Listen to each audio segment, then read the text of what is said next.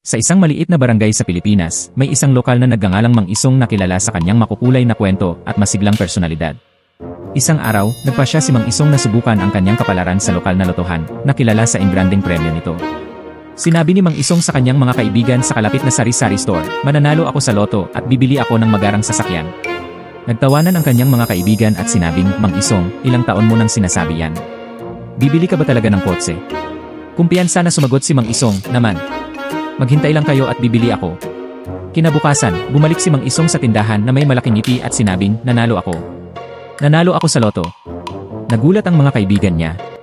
"Wow, Mang Isong, hindi ka panipaniwala. Anong klaseng sasakyan ang bibilhin mo?" Buong pagmamalaking inilabas ni Mang Isong ang isang maliit na laruang kotse mula sa kanyang bulsa at sinabing, "Ito." Nagtaka ang kanyang mga kaibigan at nagtanong, "Isang laruang sasakyan? Hindi iyon ang inaasahan namin." Tumawa si Mang Isong at sinabing, "Aba, nanalo ako sa loto. Pero napanalunan ko ang kategoryang pinakamaliit na gantimpala." Hindi napigilan ng kanyang mga kaibigan ang pagtawa habang nagpatuloy si Mang Isong, "At least ngayon may kotse na ako nakasya sa bulsa ko." At alam mo kung ano ang sinasabi nila, ang magagandang bagay ay dumating sa maliliit na pakete. Natuwa ang lahat at nagtawanan sa mapaglarong pagtanggap ni Mang Isong sa kanyang pagkapanalo, at siya ang naging lokal na bayani sa paggawa ng maliit na premyo sa isang malaking kwento.